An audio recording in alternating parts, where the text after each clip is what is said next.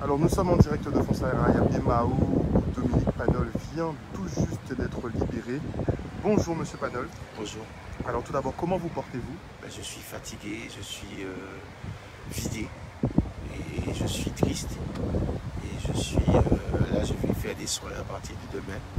Continuer mes soins médicaux, voir mes psychiatres, voir mon cancérologue, voir tous ces gens qui m'accompagnent depuis la mort de mon fils. J'ai reçu un choc émotionnel, donc je suis atteint de beaucoup de choses. J'ai un cancer, j'ai une BPCO, donc je veux dire, je suis quelqu'un qui a besoin de soins. Clairement. Clairement. Alors, est-ce qu'on peut parler de vos conditions carcérales? Ça n'a pas dû être évident justement vu votre état de santé. Pour mon état de santé, il est hors de question. Mais déjà, les conditions, il faut savoir que je ne l'ai pas inventé. On dit que la prison des Fonsaïra de Pointe-à-Pitre, c'est quand même la prison la plus endommagée, la plus vieille. Donc je pense que mettre des gens dans ces conditions-là, ce n'est pas des êtres humains. Et surtout, je pense que les jeunes que j'ai croisés là, les gens que j'ai croisés là, ont besoin de s'insérer, ont besoin de sortir de là avec un diplôme, ont besoin d'être plus calmes qu'ils soient que la façon dont ils sont entrés. Donc je pense qu'il y a beaucoup de choses à faire, il y a un travail. Je ne suis pas politicien, je n'ai pas les moyens, mais par contre, je peux conseiller, c'est le dernier endroit où il faut se trouver, quoi. Parce que c'est la mort, on pense qu'à la mort. Je pensais qu'à la mort, j'ai eu des idées noires. Alors, on a suivi votre procès, enfin la Guadeloupe entière effectivement a suivi votre procès. On n'a pas pu avoir justement votre réaction au verdict. Dites-nous tout. Je ne pouvais pas répondre après le verdict. Je ne pouvais pas parce que j'ai quand même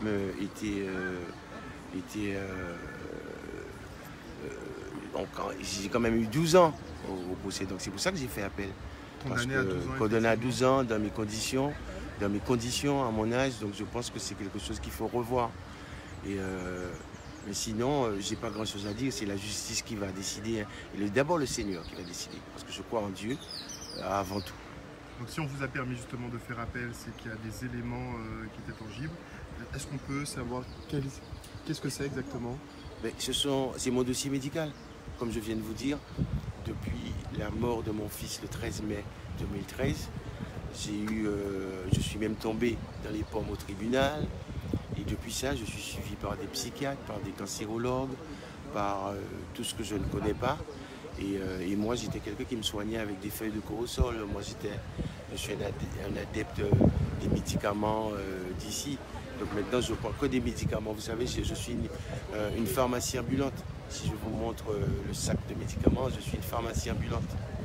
Donc j'ai besoin déjà de comprendre, de faire le deuil de mon fils, de ma mère et de ma soeur qui sont morts dans l'espace de même pas 7 mois. J'ai eu 3 décès dans ma famille. Je crois que c'est le moment de faire le deuil et de prier le Seigneur pour que moi je puisse tenir les très peu de jours qui me restent. Alors il y a une partie justement de la famille de Terence qui vous en veut jusqu'à maintenant. Est-ce que vous avez un mot ou une pensée pour eux? Mais je demande pardon. Vous savez, il faut toujours demander pardon. Mais je n'ai rien contre qui que ce soit. Vous savez, dans la Bible, on vous dit qu'il faut même qu'il faut pardonner même vos ennemis. Mais ce ne sont pas mes ennemis, je ne voulais pas dire ça. C'est tout à fait normal. Parce que quand on perd un fils, que ce soit du côté de leur famille, du côté de ma famille, c'est tout à fait normal que nous avons des blessures qui ne guérissent pas. Mais vous avez toujours maintenu la version de la légitime défense. Ils ont essayé de démontrer le contraire. On voudrait encore avoir votre son de cloche. Non, mon son de cloche, on l'aura si je suis encore vivant à l'appel, d'accord? Parce que je ne suis pas la loi française, je suis un Guadeloupéen et j'ai toujours été, que par ma musique, que par mon art, que par tout ce que j'ai touché. Donc je reste un Guadeloupéen, je vais d'abord me soigner, je ne pense pas à la prison, je pense au deuil de ma famille, comme je viens de vous dire, que je vais faire, aller prier, aller à l'église, aller sur les tombes, et en fait, c'est ma préoccupation majeure. Merci beaucoup en tout cas Dominique Panol. Allez, au revoir.